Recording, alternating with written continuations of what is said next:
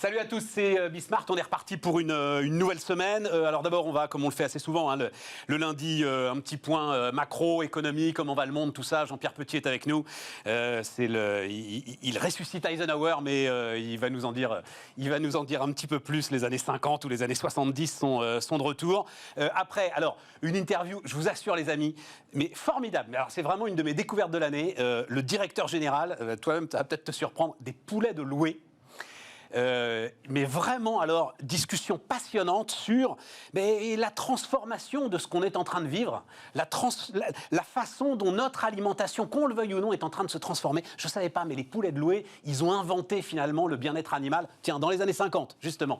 Le label rouge, tout ça, etc. Et pourtant, ils se prennent encore, comme beaucoup de ceux qui sont sur l'agroalimentaire, une injonction par jour aujourd'hui de la part de l'ensemble de ceux qui nous donnent des leçons. Donc, non, c'est vraiment super intéressant. La mobilisation pour le travail, enfin, pour terminer cette session de Bismart. Mais donc, on démarre avec la macro et avec les États-Unis. Donc Jean-Pierre Petit, le président des Cahiers Verts de l'économie, est avec nous. Salut Jean-Pierre. Salut Stéphane. Bon, alors j'y ai pas pensé, je voulais amener la photo d'Eisenhower. La photo d'Eisenhower, mais parce qu'il y a deux Eisenhower finalement. Ah oui, dans l'histoire, oui. Non, mais il y a le débarquement oui. Et j'ai vu quand même l'opération de vaccination. Je ne sais pas si c'est ton avis, mais 3 millions de personnes vaccinées chaque jour. Seule l'Amérique est capable de faire ça, quoi. Enfin, voilà. Et puis, il y a Eisenhower, président des États-Unis, dans les années 50. Absolument. Donc, c'est plutôt 52 et 60. C'est plutôt celui-là que tu... Oui, parce que c'est le dernier grand programme d'infrastructure publique, enfin de transport public des États-Unis d'Amérique dans la période contemporaine. C'est les années 50, c'est entre 52 et 60. Eisenhower a utilisé tout son crédit politique, qui était fort à l'époque, puisqu'il avait la légitimité de la Seconde Guerre mondiale. Et il a utilisé... Lui, il l'avait vraiment gagné la guerre, contrairement à celui qui, chez nous, à la même époque, utilisait le même crédit. Pardon pour cette parenthèse. Français, c'est relatif par rapport aux Américains et au monde. Et il a utilisé tout son crédit pour, justement, initier, résister et faire face à la résistance des États fédérés, il ne faut pas l'oublier, et ça va être un point pour les prochaines années, pour mettre en place un grand plan d'autoroutes et de routes sur tous les États-Unis d'Amérique. Il y a eu, je crois, si je me souviens bien, 41 000 miles de construits sur, je ne sais pas, ça a duré plusieurs décennies. Et l'initiative est venue d'Eisenhower. C'est intéressant ce que tu dis sur la guerre, parce que Eisenhower, qui était évidemment un officier général, avait été très impressionné durant la Seconde Guerre mondiale par les autoroutes allemandes, qui avaient favorisé, évidemment, le transport des troupes allemandes du Troisième Reich et la mobilité. Et les États-Unis d'Amérique, aussi fou que ça puisse paraître, alors qu'il n'y avait pas le transport aérien intérieur dans les années 50 aussi développé, avait un réseau de routes assez pourri. Pour rejoindre même, je sais pas, deux villes assez proches, Chicago, Detroit, c'était compliqué. Enfin voilà, je ne parle pas au niveau des inter-États. Enfin, ça, il a vraiment mis en place un maillage qui a été à l'origine de gains de productivité mesurés par toute une série d'études et une réduction considérable de la mortalité sur les routes. Parce que c'était terrible à l'époque, hein. Ouais, c'était le bordel. Et il a fallu tordre le bras des États. Ouais. C'était très compliqué. Qui ne voulaient pas. C'est une permanence des États-Unis d'Amérique, ça, de toute façon. Hein, c'est pour ça que le big government, etc. Absolument. Donc, un peu, parce que c'était l'intérêt de la fédération américaine, c'est pas l'intérêt de tel ou tel État. Ouais. Et donc, il a fallu résister par rapport à ça. Et il y en a eu pour des centaines de milliards de dollars, mais étalés sur plusieurs décennies, en fait. L'initiative est partie de Eisenhower. Mais Roosevelt y pensait déjà dans les années 30. Ouais. Et alors, donc, c'est le plan d'infrastructure de Biden Oui, parce que dans Biden, il y a deux choses. Il y a le social, pour la première fois, depuis, alors là, non pas Eisenhower, mais Lyndon Johnson, parce que c'est Lyndon Johnson, dans sa campagne de 64, qui propose, mais ça avait déjà été... on en avait parlé déjà avant, mais qui propose vraiment Medicaid et Medicare, les deux programmes sociaux les plus importants, en matière de santé surtout. T'as Obama quand même derrière en termes de santé, si tu veux t'appuyer sur Medicare. L'impulsion quand même en termes de transferts sociaux, la plus importante, c'est Medicare. Enfin, c'est la Social Security dans les années 30, c'est la retraite, et surtout Medicaid et Medicare. Alors Medicare, c'est pour les personnes âgées de plus de 65 ans, c'est l'assurance santé principalement, et Medicaid, en fait, c'est plutôt pour les personnes démunies, donc tu peux être à moins de 65 ans. Et donc c'est 65-66. Il y a eu des débats au Congrès extrêmement importants, et donc donc là, ça... Alors, pourquoi il y a ça? Parce qu'il y a ça chez Biden aussi, dans sa relance des 1900 milliards. Et donc, tu dis, il y a le social et il y a les infrastructures. Voilà. Et d'ailleurs, dans son plan là, de Biden, je parle, des 2250 milliards, il y en a à peu près 610 qui vont vers les infrastructures de transport. Est-ce qu'ils vont... Parce que, qu'ils vont... Il se trouve que... Alors, tu vois, c'est intéressant, mais j'avais fait, en tant que reporter, les 2 élections de Clinton aux États-Unis, et c'était déjà le débat, et c'était déjà le sujet. Je me souviens d'Obama présentant un grand plan d'infrastructure, et Trump présentant un grand plan. Jamais, en fait, ils ont réussi à les mettre en place. Alors là, il y a quand même la majorité démocrate dans les deux chambres. Ouais. Et il a 1 an et demi devant lui, puisque les élections du midterm, c'est 9 ans, enfin, on va dire une bonne année et demie, de 20 mois devant lui. Donc il peut impulser quelque chose quand même. Sachant que, alors, au fur et à mesure du retard, si vous voulez, la durée moyenne des équipements publics n'arrête pas de progresser. Il y a une institution aux États-Unis qui est très connue, c'est l'American Society of Civil Engineers, qui publie assez régulièrement l'état des infrastructures. Et la dernière que j'avais lue, c'était en 2016. Il y avait une infrastructure gap, c'est-à-dire un manque d'infrastructures, de rénovation et de construction de nouvelles infrastructures de 2000 milliards de dollars. Je ne sais pas si tu vois, mais 2000 milliards de dollars, c'est je sais pas, aujourd'hui... C'est 10% du PIB actuel. Oui, mais ça fait plus peur à personne, 2000 milliards de dollars. Pour la Banque centrale. Aujourd'hui, tu as l'impression que c'est de l'argent de poche, là, 2000 milliards de dollars. Ça veut dire que pour assurer les besoins fondamentaux de l'économie américaine, et c'était en 2016. Et là, sur les infrastructures les plus traditionnelles, transport, c'est routes, autoroutes... Ah, mais c'est les ponts, tout simplement. Les ponts, au moment de l'effondrement du pont de Gênes, l'Amérique avait fait un espèce de grand scanner de l'ensemble de ses infrastructures. Absolument. Ça avait été catastrophique. Et tu as encore, je te parlais de la mortalité sur les routes, le dernier chiffre qui me vient en tête, c'est 35 000 morts. Ils sont 5 fois plus que nous. Nous, on a 3 000 morts sur la route. Ils sont 5 fois plus. Ils devraient avoir 15 000 s'ils devaient avoir la même. Et ils sont à 35 000 à peu près. Donc il y a un sujet pas seulement économique, il y a un sujet même de mortalité, de dépenses de santé, etc. Bon, mais donc ta conviction, c'est que là, il a les armes politiques, il y a la volonté, et il y a peut-être même un climat politique pour avancer. Parce que, comme tu le dis, l'important, c'est le retour de l'État fédéral.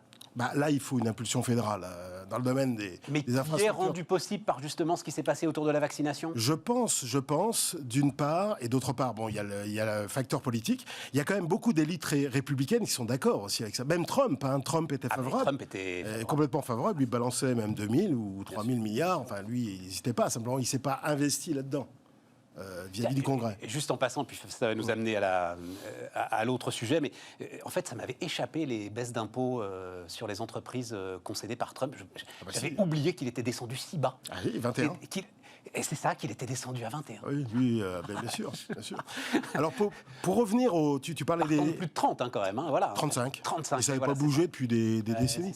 Et juste un truc sur les infrastructures. Il n'y a pas que les routes, il n'y a pas que les infrastructures de transport. D'ailleurs, dans le transport, il y a le véhicule électrique, il y a les recharges, ça.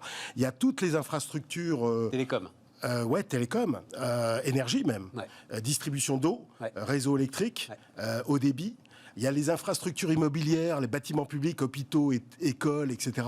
Et il y a même les infrastructures sociales au sens général du terme, l'aide aux personnes les plus en difficulté, les handicapés. Enfin bref, il y a une volonté même d'aller au-delà de la définition traditionnelle des infrastructures. Voilà. Alors oui, c'est financé en partie par des hausses d'impôts. Oui. Non, mais puis c'est un grand coup de modernisation pour l'Amérique. Voilà, c'est le pari.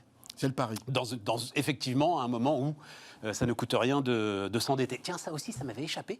Mais alors ça date pas d'hier, mais j'ai vu le chiffre ce matin. La France s'est endettée à 50 ans à 0,6%. C'est énorme. mais je pensais à l'ensemble de ceux qui me disent « Ah, quand les taux remonteront !» 50 ans, les mecs. 50 ans, ouais. T'as une génération, quoi. Ouais, c'est pour ça que ceux qui disent que les flux bien sûr, les flux d'émissions là aujourd'hui qui vont exploser et qui explosent aujourd'hui, c'est un problème sur les taux. Je leur dis non. Voilà. Non, alors, mais quand même, est-ce que là, je lis partout, ça y est, la finance est redevenue folle, on a perdu des repères. Donc il y a la faillite de cette fintech britannique là, oui, voilà, alors il y a Family Office. Il y a un Family Office, une fintech britannique. Tu me parles même de Wirecard, ça c'était cet été. Oui. Comment est-ce que tu vois les choses? Que dalle. Aucune espèce d'importance. Archéos, je crois, c'est 25 milliards en tout. Le PIB américain, c'est 21 000 milliards. 25 milliards, c'était le Family Office. Les Family Office, suisse. si tu veux, moi je le vois. Donc ils sont hors toute régulation, hein, c'est ça le problème. Et voilà, quoi. Et donc, toute régulation, n'exagérons rien. Le gars se fait un petit Kerviel légal, quoi, à 25 milliards, oui, c'est ça. C'est pour ça que moi je dis sur les family office, parce que je les connais bien, de temps en temps, tu vois, c'est un chef d'entreprise qui vend sa boîte à 60 balais. Je sais pas, il était spécialisé dans le poulet ou je ne sais quoi. Bon, il a plusieurs dizaines de millions en patrimoine, voire centaines de millions. Et le gars n'y connaît, mais rigoureusement rien dans la finance. À peine faire la différence, une action, une obligation, aucune culture historique, aucune culture même, je veux dire, en termes de sensibilité financière. Et donc, effectivement, il y a des problèmes. Mais sur le plan macro, c'est que dalle. Enfin, voilà, il y a des problèmes, c'est-à-dire qu'il faut qu'ils confient cet argent à des professionnels. À des professionnels, et qui fassent gaffe à ce qu'ils racontent, qui diversifient bien et qui essayent de se former.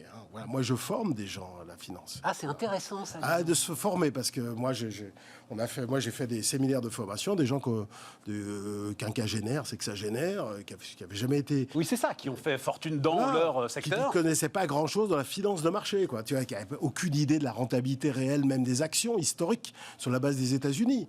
Qu'est-ce que c'était que la prime de risque? La vol, comment tu la mesures? Enfin, tu vois, des trucs comme ça. La volatilité, comment tu la mesures? Tu vois, l'euro-dollar, ça dépend de quoi? On ne sait pas. Un marché action, ça monte, mais pourquoi, en fait? Pourquoi ça, de temps en temps, ça baisse? Des trucs aussi, qui apparaissent aussi basiques, enfin, qui ne le sont pas tant que ça, même vis-à-vis des professionnels. Je suis tout à fait d'accord avec ça, enfin, bon, absolument. Indépendamment de ça, devant ces gens-là, il y a un vrai sujet, quoi. Le private equity, ils se font... Enfin, moi, je leur dis, mais donc, tu considères... le private equity, c'est des actions. Vous savez, c'est des actions, les private equity. Ah bon? Bah oui. Non, mais tu vois, elles ne sont pas cotées sur un marché libre. Alors, voilà, je dis, écoute, mais parfois, elles sont cotées quand même. Auchan a une bourse privée. Voilà. Les énormes capitalisations familiales, une bourse privée avec un comptable qui tous les ans dit le cours de l'action c'est tant. Voilà. Je leur dis des fois pour les provoquer, mais tu sais, tu peux acheter un ETF sur le marché action mondial, tu te bandes les yeux, tu regardes jamais ton ordinateur pendant 6 ans, ça va te faire comme du private equity. Voilà, c'est ça. Non mais... Bon, mais alors ça veut dire... Non, mais je trouve ça très intéressant. Toi, tu penses que le modèle du family office, parce que là, c'était le cas, c'est-à-dire c'est un gars qui fait fortune et qui confie l'intégralité de la gestion de cette fortune à une équipe. Oui, ça, déjà, un problème. Ça, c'est dangereux, voilà. Ça dépend de l'équipe, bien évidemment. Mais bien sûr, ça dépend de l'équipe, mais... Il faut se former. Voilà, mon message, il faut se former. On ne confie pas son pognon comme ça, du jour au lendemain. Quitte à perdre apparemment perdre du temps, mais en fait, en gagner dans le temps long, voilà. Puis après, il y a toute une série d'aspects qui ne sont pas liés à la rentabilité, qui sont liés à la fiscalité, à la succession, à la transmission. Mais ça c'est de la technique. En revanche, l'appréhension du risque, l'appréhension des risques et des opportunités. Il n'y a pas que le risque dans la vie. Voilà. Et ça demande un effort additionnel. Bon. Voilà. Alors la finance folle, oui, je voudrais juste te rappeler un truc, parce qu'il y en a qui vont nous raconter, il faut réguler, c'est dangereux, c'est dangereux, etc. Je voudrais juste te rappeler un chiffre. En 2007, si on se souvient, la bulle immobilière américaine, l'encours des mortgages, c'est-à-dire des prêts hypothécaires, c'était combien du PIB, selon toi? J'en sais rien. 72% du PIB. Ouais. Là, on est en train de parler de trucs qui ne représentent pas 0,01% du PIB. Donc, oublie. On me racontait les histoires des prêts étudiants il y a 10 ans. Quoi, tu vois, les prêts étudiants, je leur disais, oui, c'est beaucoup, mais c'est 3-4% du PIB. Ouais. Voilà, donc, ou 5%, si tu veux. Voilà. Qui sera l'un des prochains sujets, d'ailleurs. C'est un sujet plus... Sur la table pour Biden, et c'est un sujet... sans doute aussi très très important pour les États-Unis d'Amérique. Qui n'est pas que financier d'ailleurs. Mais qui n'est pas financier en fait. Enfin, il pourrait l'être. Il pourrait l'être, mais il est. Voilà, c'est ça. Absolument. C'est l'idée d'une génération qui démarre lesté avec ce poids-là. Bon, parfait. Sinon, sur le taux d'IS, le taux d'IS, il va passer de 21 à 28 selon Biden. Mais il y a déjà des oppositions au sein même du camp démocrate. Il y a un sénateur connu. Oui, c'est pas gagné. Oui, c'est pas gagné. Et puis il peut le faire en plusieurs années, quoi, tu vois. Et puis de toute façon, parce que je sens bien les discours qui vont arriver en France. Ça a déjà commencé. On est à contre-courant. Voilà, on est à contre-courant. Pour une fois qu'on n'est pas trop con. Oui, c'est ça. Voilà. C'est-à-dire, les autres nous rejoignent, mais nous, en fait, on ne peut pas vivre sans être bien au-dessus des autres. On va juste rappeler que la fiscalité corporate en France largement supérieure à celle des États-Unis. Là, on va revenir. On est descendu à 27,5 à peu près avec Macron. S'il remonte à 25, on va être bien, quoi. Voilà. Mais attends, là, tu parles que du taux d'IS. Oui, je parle du taux d'IS. D'abord, il faudrait regarder le taux. Ah oui, tu mets tous les impôts qui pèsent sur les entreprises. C'est ça qui compte. La fiscalité, les cotisations sociales employeurs, les impôts de production, etc. C'est ça qu'il faut regarder. On n'est pas à contre-courant, vous inquiétez. On n'est pas à contre-courant. Niveau fiscalité, on est bien. On est champion du monde. Et là, le maire est bien, d'ailleurs. Il s'accroche à son idée qu'il ne va pas augmenter les impôts et qu'il va même continuer de les baisser. Absolument. Alors là, pour une fois qu'on a un ministre des Finances relativement pertinent, voilà, on l'appelait comme ça. Hein. C'est assez rare que on va s'en féliciter. Voilà, Jean-Pierre Petit, président des Cahiers Verts de l'économie sur Bismart.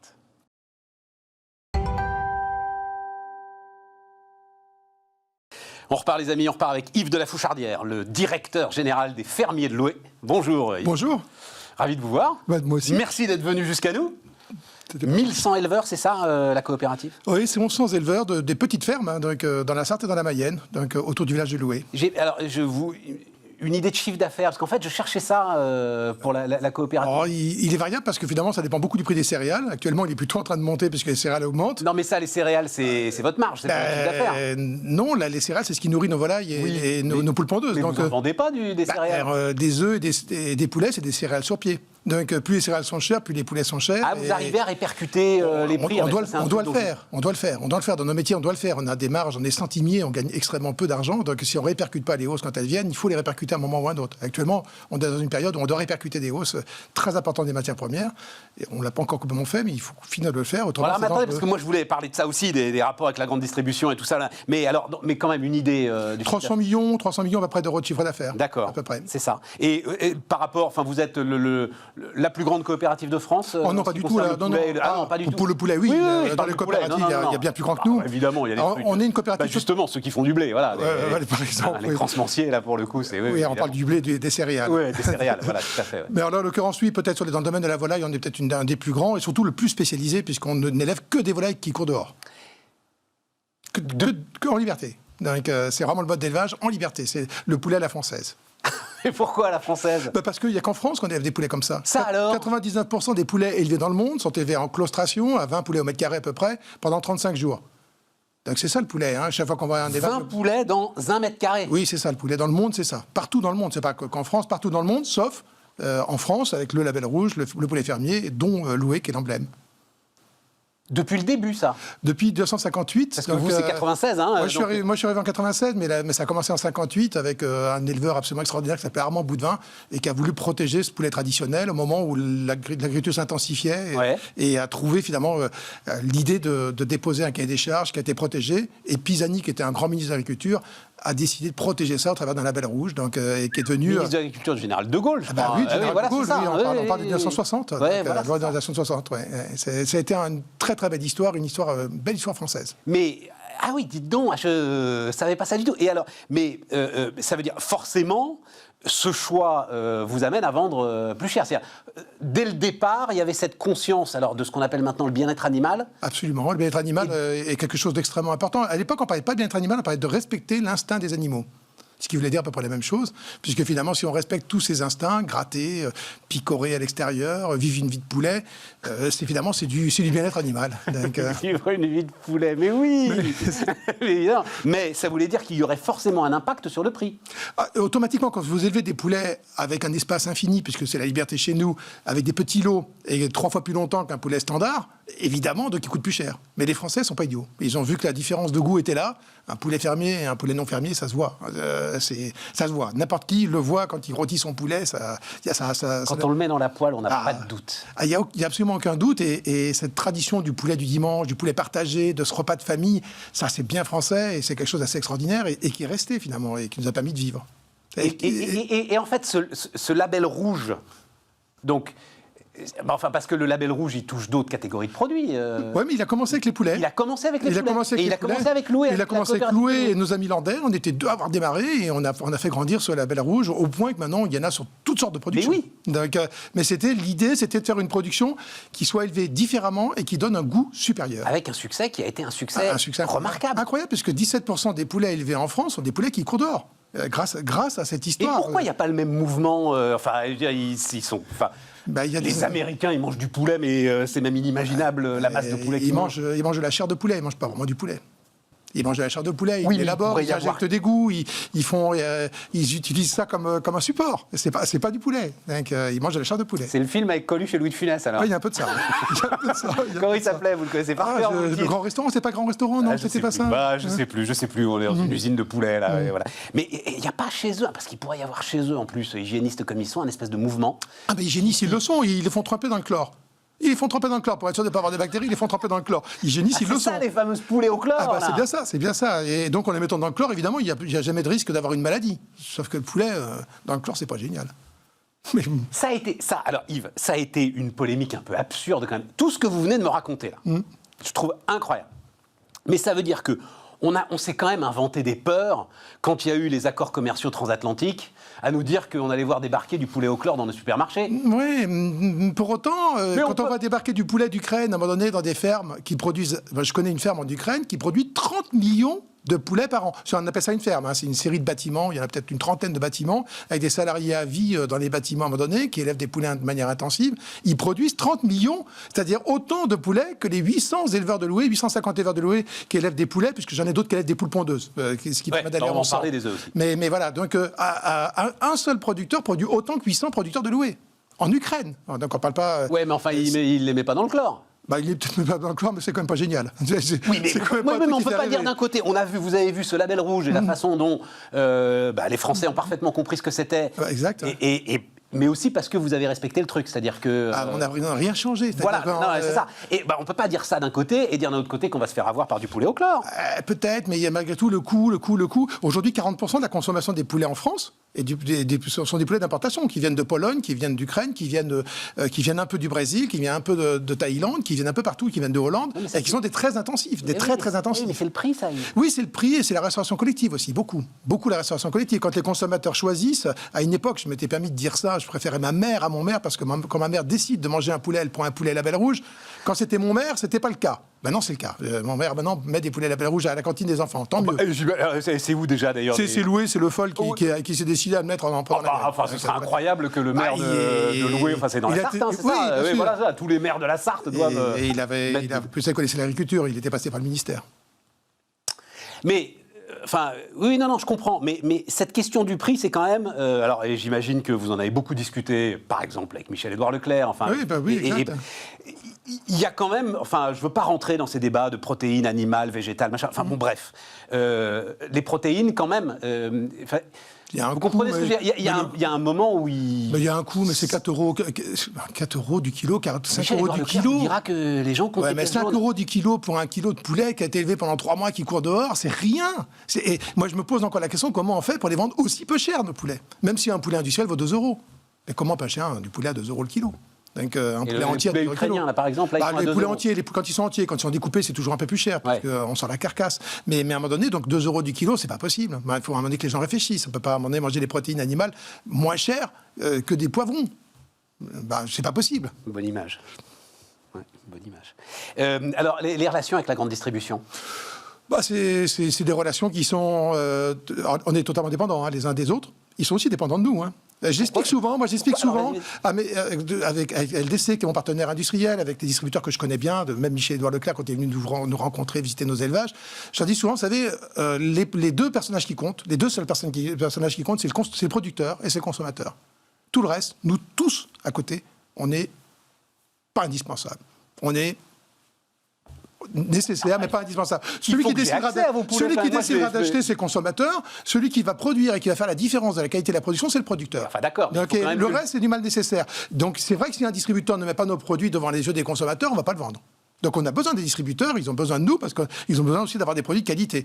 Donc on est obligé de s'entendre. Tous les ans, on est obligé de s'entendre. Le mois de février est un mois très intense pour tout le monde. On se pose toujours la question de savoir comment on va s'en tirer. Et on s'en tire plus ou moins bien, ça dépend des années. Il y a des moments où c'est très pénible. Et est-ce que ça a changé là ? Est-ce que tout ce que vous venez de me décrire en termes d'efforts que vous faites pour le bien-être animal, est-ce que année après année, sur ces dernières années, par exemple Yves, vous avez vu une évolution des relations, des acheteurs dans les box, là, comme ils disent En fait, j'ai jamais considéré qu'on était indispensable. On est une très belle marque, les consommateurs nous aiment beaucoup, ils disent beaucoup de bien de Loué. D'ailleurs, on les invite à venir nous visiter quand ils veulent. Mais pour autant, on n'est pas indispensable. Un distributeur qui ne voudrait pas nous garder ne nous gardera pas. S'il décide de ne pas nous garder, il nous mettra dehors. Ce qui serait un drame, puisque à ce moment-là, on ne toucherait plus le consommateur. Alors, dans les box, c'est parfois très pénible. Et moi, je raconte jamais tout à fait tout ce que j'ai pu voir dans les box, mais on est toujours là. Ça fait 25 ans que je suis à Loué. Il faudra l'écrire un jour. Non. Un jour, il faudra écrire 25. Ah, mais si.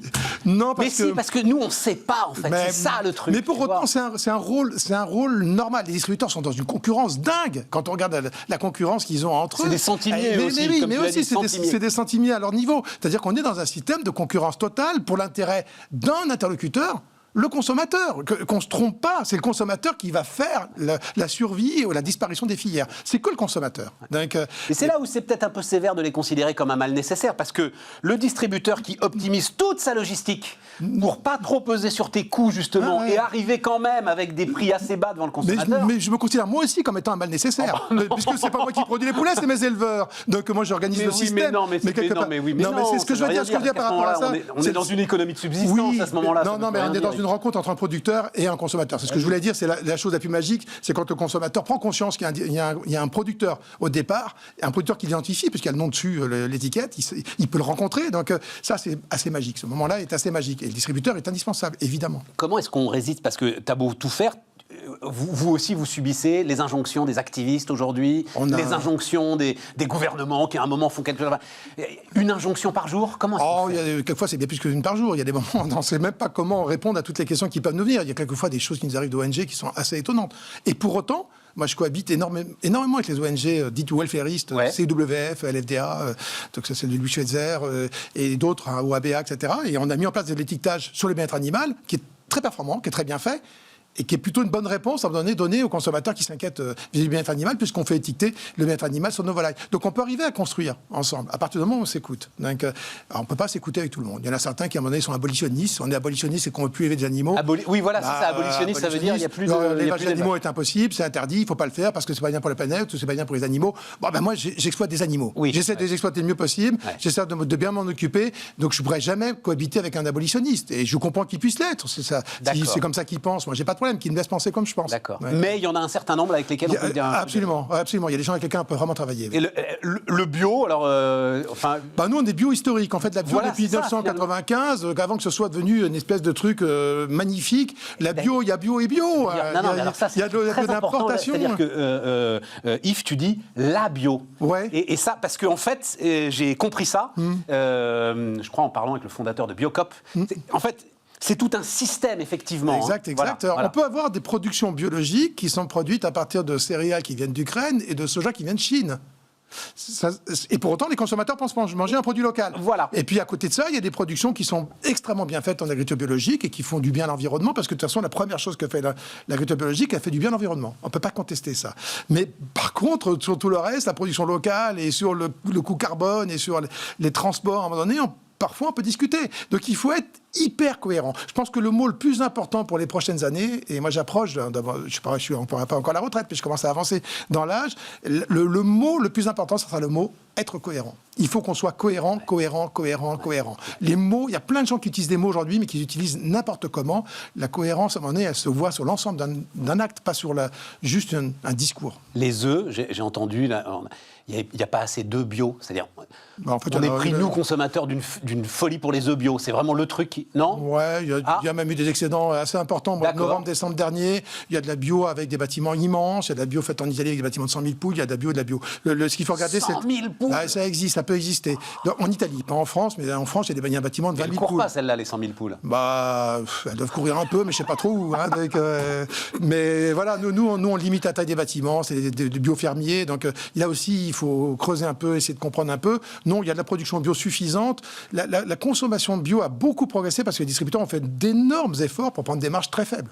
Donc, contrairement à l'image qu'on en a, sur les œufs, entre autres, je ne parle pas de toutes les productions, mais sur les œufs, c'est le cas. C'est qui le patron ?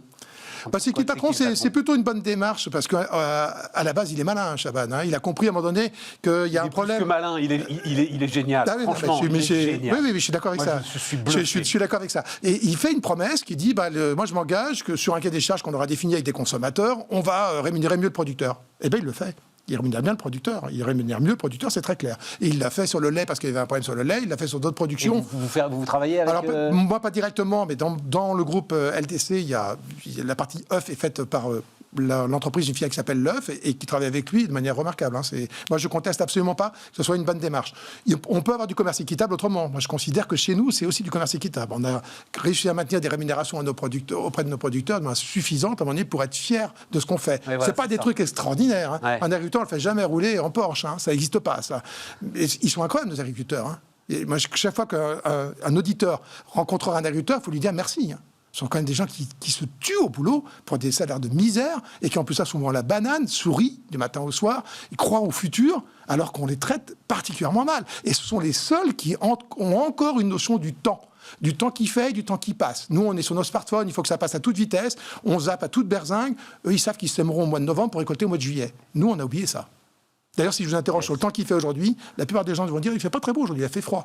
Mais les gens ne se sont même pas rendus compte qu'on est en sécheresse actuellement. Donc on est en sécheresse relativement grave depuis un mois et demi, il n'a pas plu. Oui, mais on s'est tous réveillés ce matin avec le froid dans les vignes, avec... Moi, j'ai entendu ce matin un planteur d'arbres fruitiers qui était en larmes. Parce qu'il a tout perdu là, avec le coup de gel de cette nuit quand même. Donc là, on le sait. Mais alors,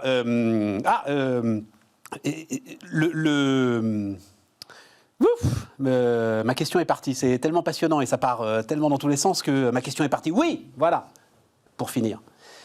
Un sentiment de revanche quand même sur cette année dingue. C'est-à-dire qu'à un moment, là, quand tout s'est arrêté, quand tout s'est confiné, quand tout s'est...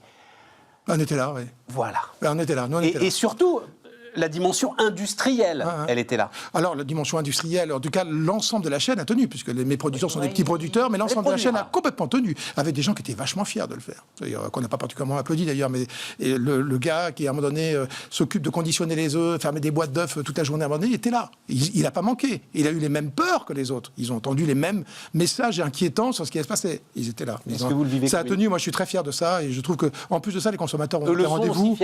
Réellement, oui. Réellement, et je crois d'ailleurs le fait d'être resté en contact avec une réalité économique leur a permis de mieux passer la crise.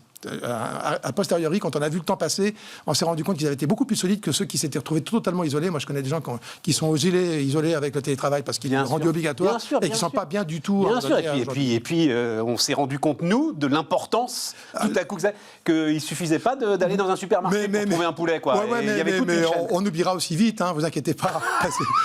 Ça va très très vite. À un moment donné, ça tient quelques temps. Le poulet ukrainien à 2 euros, là, oui, quand les gens auront un arbitrage à faire, ils le feront malheureusement dans le mauvais sens, mais pas tout le monde, certains resteront. Yves de la Fouchardière, le directeur général des fermiers de Loué, était notre invité sur Bismart. On repart les amis, on repart. Alors RH et emploi d'ailleurs, hein, pour terminer cette dernière demi-heure de Bismart. Julie Chenching est avec nous. Bonjour Julie. Bonjour Stéphane. Fondatrice de Bloom at Work. Et alors, bon, c'est pas, on enfonce des portes ouvertes, hein, et je pense que même les... Alors justement, j'avais envie de vous poser la question de commencer. Donc l'idée, c'est essayer de mesurer l'engagement des collaborateurs. Vous considérez que le bien-être des salariés est en danger en ce moment, Julie ? Oui, tout à fait. Bon, vous avez... C'est violent comme phrase, hein. Enfin, quand je l'ai vu écrite comme ça, le bien-être des salariés en danger. C'est violent, mais ça correspond tout à fait au ressenti. En fait, aujourd'hui, il y a près de la moitié des salariés qui se déclarent en état de détresse psychologique. On ne peut pas dire que ça va bien. Qui dit... Alors, oui. Qui dit ça ? C'est une étude d'empreinte humaine qui est sortie il y a quelques semaines. Et vous avez regardé la méthodologie, tout ça. Je me méfie de ce... Non, vraiment, Julie, je suis désolé, je comprends le truc. Hein. Je suis d'accord avec vous. Mais on passe 10 coups de fil et on fait un communiqué de presse en disant, parce que sur les 10, il y en a 5 qui ont dit je me sens en danger, et on dit 50% des salariés sont en danger.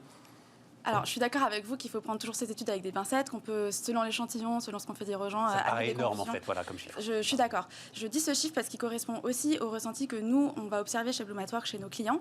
Et concrètement, je pense que le fait que le télétravail soit généralisé, que les employés se sentent seuls chez eux depuis maintenant 1 an, une année entière à bosser tout seul. Parfois, ils ne sont pas tout seuls parce qu'encore pire, ils ont des enfants dont ils doivent s'occuper. Oui, bien sûr. Voilà, toutes ces situations font que c'est compliqué en ce moment pour eux au travail. Et nous, on le voit aussi auprès de nos clients. Moi, j'ai vu un indicateur qui m'intéresse. Je ne sais pas si vous avez regardé ça, mais la Tech US est en train de retourner au boulot, là, au bureau, c'est-à-dire, oui, mais des annonces. Doucement. Doucement, mais enfin, Facebook, ils avaient été les premiers, il y a 1 an, à nous dire, écoutez, les mecs, c'est fini. Voilà, et puis nous, ça nous arrange, parce qu'on peut prendre des gars dans le Dakota et on les paye moins cher que dans la Silicon Valley. Et en fait, là, ils sont en train de rouvrir tranquillement, etc. C'est pas tenable. Ça veut dire que c'est compliqué, le full télétravail. Il y a des aspects positifs.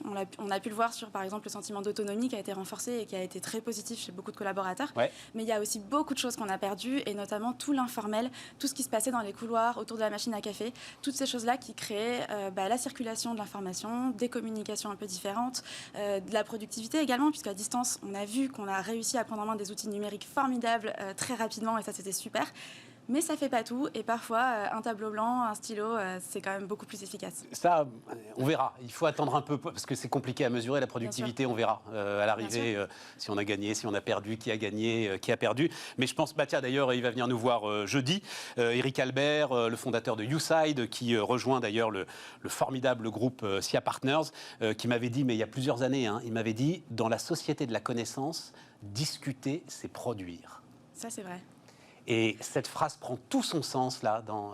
et c'est d'autant plus vrai avec les entreprises de services et tous les business qui sont basés sur l'humain, en fait. Et c'est ça aussi, je pense, dont prennent conscience les entreprises, notamment celles qui retournent au bureau, c'est qu'il y a des choses qui ne se font que par le biais de la discussion, de l'échange, de l'inattendu, en fait. Et on ne va pas pouvoir le prévoir quand on va envoyer une réunion Zoom à son collègue en se disant « c'est là qu'on aura la bonne idée ». Parfois, ça ne se passe pas comme ça.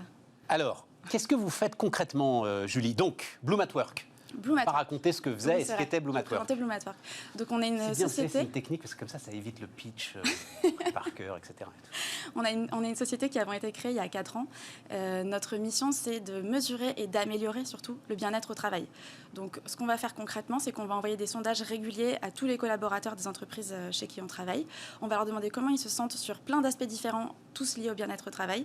Et à partir de la réponse, on va produire des analyses mises à jour en temps réel pour les RH et pour les managers, et associer ces analyses à des idées de recommandations, d'actions à mettre en place très concrètement et de façon très ciblée dans l'entreprise en fonction des situations qu'on rencontre. Quels sont les écueils quand on fait ce type de sondage ? Alors l'écueil principal, c'est de s'en remettre complètement aux chiffres. Des chiffres, ça ne dit pas tout, c'est des statistiques. Alors nous, on a des questions fermées, donc les personnes se positionnent sur une note de 1 à 5, par exemple. D'accord. Et ça, se dire que j'ai eu 7,5 sur 10, qu'est-ce que ça veut dire ? Donc c'est super important de suivre l'évolution de ces indicateurs pour voir quelle est la tendance, dans quelle dynamique on se situe. Mais ce qui va être encore plus important, c'est de capter aussi le ressenti qualitatif. Donc ça, c'est ce qu'on permet aussi de faire, c'est-à-dire de permettre aux collaborateurs d'ajouter un commentaire. Par exemple, s'ils se plaignent de la mauvaise ambiance de travail, ils vont pouvoir y associer une idée d'action à mettre en place pour que ça s'améliore, ou y associer une piste d'explication. Par exemple, en ce moment, il y a des travaux, donc j'arrive pas à me concentrer. Et ces choses-là, ça va vraiment permettre de capter tout le contexte et tout le ressenti qualitatif des collaborateurs, au-delà de statistiques, comme vous le disiez au début, depuis l'émission, un peu froide. Mais la façon dont vous les sollicitez, c'est-à-dire, d'abord, quelle proportion des salariés que vous sollicitez répondent ? Alors, c'est là où on voit que ça fonctionne, c'est qu'on a à peu près les 2/3 des salariés qui répondent dans la durée. Je ne vous parle pas du moment du lancement où tout le monde est super content d'être sollicité et répond. Tout le monde est content d'être sollicité au départ. Bien sûr. Quand on vous demande votre avis sur votre situation au travail, vous êtes heureux de le donner en général. En fait, j'imagine des situations où parfois c'est à ce point difficile qu'en fait, tout discours venant de la direction est automatiquement rejeté. Vous voyez ce que je veux dire ? Ils cherchent encore à nous manipuler, quelque chose comme ça. C'est possible. C'est des situations qu'on peut rencontrer, des craintes en tout cas auxquelles on peut faire face au début. Nous, l'avantage qu'on a, c'est qu'on se positionne comme un tiers de confiance. On va garantir l'anonymat des répondants. On va garantir d'arriver avec une certaine expertise, un recul aussi, puisqu'on n'est pas partie prenante dans la situation. Donc c'est justement le fait de faire appel à quelqu'un d'extérieur qui va mettre en confiance les salariés et ils vont se dire « Ah ok ». Et donc ça veut dire, vous vous présentez, Julie, ou c'est les RH qui disent « Vous allez recevoir une enquête de Bloom at Work, etc. et tout », ou c'est vous qui vous présentez spontanément auprès de... Ça, c'est super important. C'est les deux.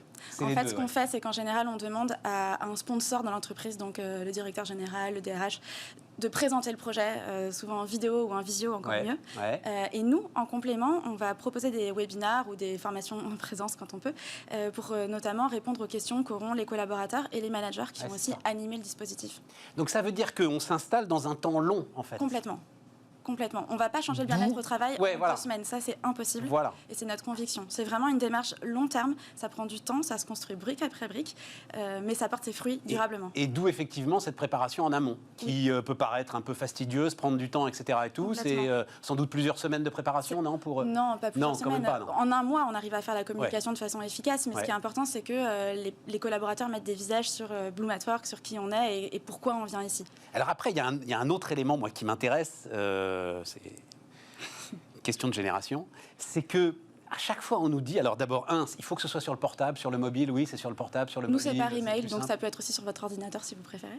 Et voilà, c'est ça. Mais non, mais c'est-à-dire que ça peut être un mode de communication classique, on n'est pas obligé, j'ai l'impression que c'est l'heure de la gamification absolue de l'ensemble des messages de l'entreprise.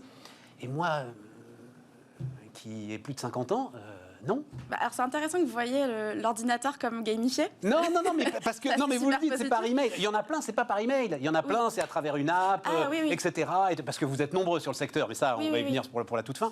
Mais voilà, ça aussi, c'est un élément important quand même. Alors c'est important parce que j'imagine que certains acteurs choisissent de gamifier l'expérience pour en faire un jeu. Énormément. Nous, on considère que c'est pas un jeu, que c'est un sujet très sérieux. Donc on en parle sur un ton simple, ludique. Mais on ne va jamais dans le jeu ou dans le défi. On sépare vraiment les deux sujets parce qu'on parle quand même du bien-être de collaborateurs. On traite aussi les risques psychosociaux qui sont quelque chose de très sérieux et de pas drôle du tout. Donc c'est pour ça qu'on essaye de créer une expérience très engageante sans pour autant qu'elle soit réductrice à un jeu ou réduite à un jeu. J'aime beaucoup cette réponse. Voilà. Alors, et vous parlez de risque. C'est un nouveau risque pour les entreprises. Complètement. Ce qui se développe avec le télétravail, c'est un nouveau risque pour lesquels elles n'ont pas d'outils. Ou peu. Voilà, peu. Les RH un peu, les directions des risques, alors ça je peux vous le dire parce que je travaille avec elles, aucun. En fait, c'est quelque chose de très nouveau. Il y a un truc à construire là pour vous. On est en train, on est en plein. Il y a les outils, comme vous avez dit, les outils numériques, les solutions qu'on apporte, Blumatwork en est une. Il y a aussi les outils managériaux. Et concrètement, là, ça fait des mois maintenant que les directions RH ont compris qu'il faut équiper les managers, qu'eux-mêmes n'ont pas ces outils-là dans leurs mains aujourd'hui pour qu'on arrive à répondre aux collaborateurs, à les animer, à leur donner du sens et de la vision. Et ça, c'est très nouveau de le faire ça à distance. Ils sont... D'accord, ils sont allants, les managers, pour rentrer dans cette nouvelle dimension de leur travail? Ils n'ont pas trop le choix, en fait. C'est leur rôle. Ça, c'est une mauvaise réponse, Julie. C'est leur rôle. Non, mais c'est le rôle du manager de demain. En fait, si on veut manager une équipe demain, il faut être capable de l'embarquer, de lui donner du sens, et ce, même en visioconférence. Et donc, c'est pour ça que c'est essentiel aujourd'hui de les former, de les équiper et de les accompagner, ces managers. Vous êtes très nombreux. Très, très nombreux sur le secteur, là. Comment est-ce que vous voyez les choses? Enfin... il va y avoir de la consolidation. Je suis ravie que vous m'en parliez parce qu'on est très nombreux, mais on est très complémentaires aussi. On a lancé il n'y a pas longtemps le Bootcamp du bien-être au travail. C'est une opération qui réunit 13 partenaires sur le secteur du bien-être au travail. Oui, mais Julie, les salariés ne peuvent pas être sollicités par 13 applications différentes et par 13 boîtes différentes. Ah, eh ben oui. Ça, c'est sûr. Maintenant, tout l'objectif va être de répondre au mieux, de choisir le meilleur prestataire ou partenaire pour les besoins qu'on a. On va chacun avoir des spécificités. On va tous s'attaquer à peu près au même problème, mais on ne va pas être pertinent dans les mêmes contextes. Et c'est comme ça qu'on se différencie aujourd'hui chez Blumatwork. Et donc, gros boulot chez les RH pour vous connaître, auditer les solutions, voir leurs différences, etc. Enfin, Oui, après, c'est aussi une question de confiance. Et on s'aperçoit que souvent, nous, on est recommandé par nos clients à de nouveaux RH qui nous font confiance. Et on se rend compte qu'en fait, en travaillant bien, on fait nos preuves et que c'est ça l'essentiel. Julie Chen-Ching, donc la fondatrice de Blumatwork. On va rester d'ailleurs dans cette thématique, alors non plus du bonheur au travail, mais du bonheur de ceux qui aimeraient trouver un travail. Et en l'occurrence, je vais vous proposer de retrouver celui qui était venu nous voir il y a quelques semaines. Formidable Jacques Lamblin, ancien DRH, alors lui de grands groupes industriels, et qui maintenant s'est totalement dévoué à la cause de l'accès à l'emploi, notamment dans les Hauts-de-France. Vous allez voir énormément de solutions concrètes. Voilà pour terminer cette émission de Bismart. On se retrouve demain.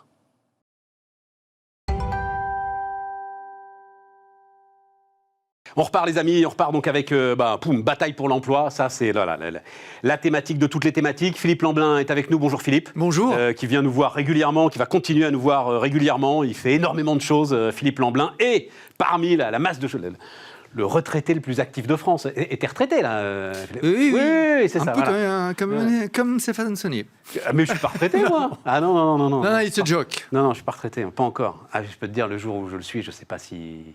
Mais non, c'est pas possible. Parce que la découverte de l'oisiveté, c'est quand même un truc formidable. Mais ça, c'est la mauvaise définition de la retraite, si je peux me permettre. C'est rebondir sur autre chose. Et puis moi, la société, je lui dois tout. Un mot. Alors vas-y, je t'ai coupé la parole au moment le plus important. Comment nous, qui sommes des nantis, qui avons tout eu, on pourrait se dire, bon, maintenant c'est bon, quand on fait du golf 24-24, je sais pas le faire. Peut-être que d'autres savent le faire. Moi, j'habite dans une région où il y a 6 millions d'habitants, il y a un taux de chômage qui dépasse l'entendement, on s'est bien battu avant le Covid, ça replonge, alors on le voit pas bien. Non, attends, on va y venir, mais tu crois que c'est les fameux baby-boomers, t'es dedans, hein. Moi je suis juste à la limite, voilà. Mais il y a une forme de devoir de rendre à la société tout ce qu'elle nous a donné, tout ce qu'elle vous a donné. Non, d'abord, il y a une forme pour être en santé, il faut être actif. Article 1. D'accord, je suis désolé, tu prends une paire de charentaises, tu regardes la télé, tu vas pas la regarder longtemps, ton avenir c'est le sapin. D'accord? Et moi, c'est limpide, ce truc-là. C'est le sapin, mon pote. Ben oui. À la fin, non mais à la fin, Oui. en forme ou pas en Alors, forme, on finira entre quatre planches. reculons la fin. 2, on vit dans une société. Et quelque part, si on n'est pas capable de voir ce qui se passe autour de nous, ben, il faut mettre la tête dans le sable et puis aller faire le mariole. Excuse-moi, c'est pas mon truc. Alors, je respecte parfaitement ceux qui le font. Je suis pas là pour juger. Et je trouve qu'en s'engageant, on arrive à faire bouger des lignes. Je suis engagé aujourd'hui bénévolement autour d'un préfet de région, d'un président de région et d'une rectrice d'académie. Délégué aux emplois des Hauts-de-France. Oui. C'est quoi alors le truc? C'est comment ça marche? À quoi ça sert? Mais tout simplement, le président de région, le préfet et la rectrice, mais monsieur Lamblin, on ne comprend pas, il y a plein d'emplois à pourvoir, on n'arrive pas à les pourvoir. Emploi non pourvu. 2, c'est quand même bizarre. On a des EPID, personne ne sait ce que ça veut dire. Un EPID, c'est un centre qui permet d'accueillir des jeunes très en rupture pour leur donner un vrai métier. Établissement public. Oh là, je ne saurais même pas dire ce que ça veut dire. D'accord, un EPID. D'accord. D'accord. Il y en a 4 dans la région, 650 places. Il y a à peu près 200 places de vacantes. On marche sur la tête. Et qu'est-ce qui se passe dans ces EPID? Eh ben donc on prend des jeunes qui sont en rupture et Quel on âge, à leur peu propose 18-25 ans, on leur donne 300 €, on leur apprend, s'ils le veulent, à passer le permis de conduire, on leur trouve une formation qui va leur aller et on leur apprend les règles de la société. Il faut se lever le matin, on est en pension pendant 7-8 mois et puis après ça, la majorité d'eux ont un vrai job. Génial, j'ai dit, mais vous devez avoir des listes d'attente. Eh non, on remplit pas. Ouais. Et je pense qu'on est là sur un des problèmes cœur qui est la communication. C'est qu'il y a plein de choses qui existent. Comment vous expliquer qu'un lycée professionnel à Chauny, qui fait de la plasturgie, ne remplit pas son CAP? Ah non, mais la plasturgie, ça a mauvaise réputation. Vous rigolez? On est en train de faire de la plasturgie qui va à zéro déchet. Non, je pense que quelque part, il y a vraiment, entre l'offre et la demande, quelque chose à faire. Alors, je suis un peu le fou du roi là-dedans, parce qu'il y a des grosses institutions. Monsieur, qu'est-ce que vous représentez? L'émission locale. Non, tous les gens, ils viennent de passer de 130 millions d'aides de l'État à 500 millions. Mission locale, attends, c'est où ça? Mission locale, ça se met où dans ton... Alors, une mission locale, c'est une institution... C'est quoi? C'est Pôle emploi? C'est Pôle emploi. C'est Pôle emploi. Et faire en sorte que les jeunes qui sont totalement en rupture viennent là dans un espèce de sas avant de repartir à l'emploi. Alors, à côté, il y a aussi Pôle emploi. Et ça peut être ta mission locale qui va combler les places vacantes dans tes EPID, par exemple? J'espère bien. Ouais, voilà, j'espère bien. Sauf qu'à la réunion qu'on a proposée, ils n'étaient pas disponibles. C'est quand même étrange. Je trouve que quelque part, et je ne veux pas les critiquer parce qu'il ne faut pas non plus jeter l'anathème. Ils sont très nombreux, ils sont là pour s'occuper de gens très en rupture, pour les amener à du boulot. Mais je pense que si on ne travaille pas ensemble, l'éducation nationale, Pôle emploi, ces gens-là, les missions locales, Proche Emploi, qui est un dispositif particulier dans la région des Hauts-de-France. Proche Emploi. C'est encore un autre dispositif. Oui. Alors, on meurt de dispositifs. Mais là va. Voilà. Mais comment oui. Et le patron, il me dit, bon, c'est gentil tout ça, hein, mais je cherche quelqu'un. Je prends une illustration. Ouais, mais elle est parfaite, cette phrase. Le gars, moi, j'ai juste besoin de quelqu'un pour faire le cariste demain, quoi. Je prends l'apéro avec un pépiniériste du coin. Il dit, monsieur Lamblin, j'ai 5 mecs, j'en veux un 6e, je perds des marchés tous les jours. Aidez-moi. Je dis, vous avez qu'à aller à Pôle emploi. Mais j'y vais, je décroche les petites offres qu'il y a là, ou les demandes. Je convoque des gens, c'est pas ce qui est écrit. Ou le type dit, non, j'ai plus envie. Alors j'ai dit, mais on va trouver la solution. J'appelle la patronne régionale de Pôle emploi. Elle me dit, dans 2 jours, tu as la solution. 2 jours après, il l'avait. Circuit court, segmentation, précision du truc. Et là, je vais aller les interviewer. Et le type, il dit, ouais, j'ai repris des marchés. J'ai un jeune qui est super content. Et puis, il me dit, je m'en fous, le tout, c'est qu'il ne confonde pas une tulipe et une rose, quoi. Après, je me débrouillerai. J'en ferai mon affaire. Je veux juste qu'il ait envie. Alors, ce que je veux dire par là, c'est que les gens qui s'occupent de l'emploi, ils font leur job. Je ne suis pas en train de les critiquer. Je crois aussi, je les ai croisés il y a quelques mois. Jean Basser, c'est un type qui croise le commerce. C'est le patron de Pôle emploi. Oui, c'est le patron national de Pôle emploi. Il y a des directions régionales, il s'arrache la tête avec ça. Mais bon sang, bonsoir, que l'on travaille ensemble et que l'on soit capable d'être agile et de trouver des solutions immédiates. Autre exemple, Bridgestone, Béthune. Ouais. 850 mecs sur le carreau. Alors, heureusement, les Japonais, ils ont donné un peu de pognon. Sauf qu'en donnant 50 ou 100 000 euros à des gens, ils n'auront peut-être pas envie de se remettre demain matin au travail. Or, s'ils ne se mettent pas au travail dans les mois qui viennent, c'est mort. Parce qu'ils n'auront plus pris l'habitude. Alors ça, c'est un truc, pour le coup, moi-même, j'en avais pas conscience, qui m'a effectivement été expliqué à Pôle emploi. En fait... je peux te le dire avec plein de transparence d'ailleurs. Moi-même, à un moment, au chômage, 55 ans, finalement, est-ce que je peux pas prendre Surtout pas. surtout pas vous arrêter, en fait. Il paraît que enfin, on décroche à une vitesse de dingue. Bien sûr. Mais il suffit de s'imaginer, quand on vient de vacances, on a du mal, et c'était un tout petit spot à se régler dans l'heure. Alors vous imaginez, 1 an, 2 ans, 3 ans. Je prends une illustration autre, le RSA. Non, mais attends, reste sur Béthune. Comment tu fais alors? Eh bien, Béthune, il y a une task force très opérationnelle qu'on a mis en place sur place. Et on est en train de regarder. J'étais chez Veolia il y a quelques jours. Et notamment expliquer ça aux gars, c'est-à-dire expliquer pour partir. Bien sûr. Vous avez un petit pécule, justement, gardez-le. Et avec les partenaires sociaux, qui comprennent bien que maintenant ils ont eu la manne qu'ils n'imaginaient pas avoir. Ils ne pensaient pas avoir autant. Tant mieux. Mais surtout, n'achetez pas 2 bagnoles et un frigidaire, c'est foutu, quoi. Et alors, c'est pas facile. Parce que quand on est dans des économies, non pas de subsistance, mais où on dépense ce que l'on a, parce que c'est pas beaucoup, et bien d'un seul coup, on a une espèce de miracle et on va le dépenser. Et comment, avec les partenaires sociaux, on peut travailler là-dessus? Comment, avec les autres entreprises? La patronne de Veolia en région me disait, Philippe Lamblin, moi j'ai été voir le DRH de Bridgestone, je lui ai dit, moi j'ai 13 postes, si ça vous intéresse, d'administratif, n'hésitez pas. Et ce genre de choses, j'y crois. À nous d'être cohérent là-dessus. Il y a ça, il y a Méolm dans la Somme avec tous les problèmes de l'aviation, puis on a des plus petites. Quand le groupe Avril, avec ses œufs. Donc c'est là où tu bossais, un groupe Avril, tu as été DRH, Sophie Protéol, l'un des géants de l'agroalimentaire en France. Le site qui se trouve à Montdidier, il ne pouvait pas rester. Bon, ok, eh ben, on a 50 personnes, tout de suite on se met au boulot, tout de suite. Bonjour, bon duel, vous êtes à côté, est-ce que vous n'avez pas quelques postes? Et on s'est dit, d'ici 1 an, on va trouver des solutions pour les 50 personnes. Parce qu'il y a un sujet quand même, Philippe, qu'il faut... Je lis là partout parce qu'il y a eu le nombre de créations d'entreprises que l'INSEE a sorti, et donc je lis des papiers. Oh mon Dieu, il y a tellement d'auto-entrepreneurs qui deviennent livreurs Uber Eats, c'est une honte, c'est un scandale. Il faut y aller quand même. Alors, pas Avril ou Sophie Protéol, dans des petites usines agroalimentaires, courir derrière les tartes 8 heures par jour. Il faut y aller dans les call centers avec des objectifs de dingue et des petits chefs qui te mettent la pression. C'est-à-dire, il y a énormément de ces boulots aussi. Pardon de le dire, on comprend que personne ne veuille les faire. Ça aussi, c'est une complexité quand même. Bien sûr, et je suis de ceux qui pensent que les chefs d'entreprise doivent sortir des modes, pour certains, un peu moyenâgeux On est d'accord. Travail. Mais j'ai un boulot, personne n'en veut. Mais regarde-le, ton boulot, mon pote. Alors, voilà. Quand avec Pôle emploi, on crée notre job dating sport, on permet à des chefs d'entreprise de passer une demi-journée avec des collaborateurs. Pas des stars de la course à pied, n'importe qui, toi, n'importe qui. Et qu'ensemble, ils pratiquent quelque chose, ils se sniffent. Ah, il est sympa le mec. Personne ne dit qui est qui. Ils déjeunent ensemble et après ils font le job dating. Eh bien 50% des gens sont à l'emploi. Comment ça? Donc ils arrivent le matin. Donc toi, en plus, Fédération Française d'Athlétisme, coureur de 400 mètres, tout ça machin, donc tu es à fond dans le sport. Et donc c'est quoi? Ils arrivent le matin, d'abord, des jeunes, des vieux On est dans un cercle très petit parce qu'il n'y a pas de mobilité. Donc à 20 km de là, on se dit qu'est-ce que vous cherchez? Je cherche des livreurs. Très bien. Cherche un type pour le magasin Leroy Merlin. Ok, toi, cherche des logisticiens. Premier acte. Mais je m'en fous qu'il soit formé ou pas. Ce que je veux, c'est quelqu'un qui ait envie. Je dis ok, mais donnez envie aussi, vous, s'il vous plaît. Voilà. Alors, est-ce que vous êtes... Voilà. Vous mordez la poussière? Oui, je mords la poussière, j'arrive pas à recruter. Très bien. Avec Pôle emploi, avec Paris 2024, dans le cadre du programme Héritage, soyez en forme, avec l'Agence nationale du sport et avec d'autres, on s'est dit, on va en faire dans toute la France.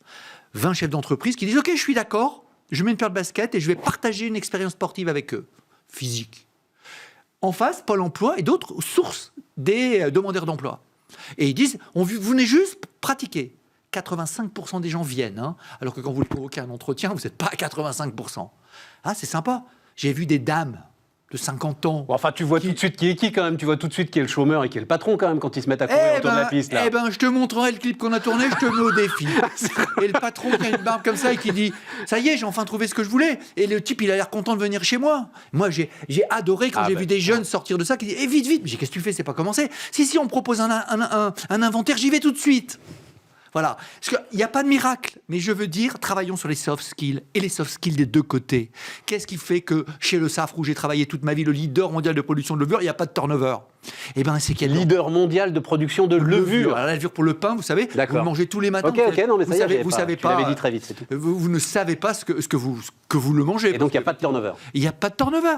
Et on n'a pas trop de problème pour faire venir des gens. Je pense que là-dessus, les patrons sont en train, certains, de bouger. Et c'est bien. Tu as accompagné Carrefour, Intermarché, dans des recrutements. Alors oui, c'est ça, je voulais association avec les lycées professionnels. Comment est-ce que tu... Parce qu'il y a tout l'aspect aussi formation, enfin tu l'as dit, éducation nationale, etc.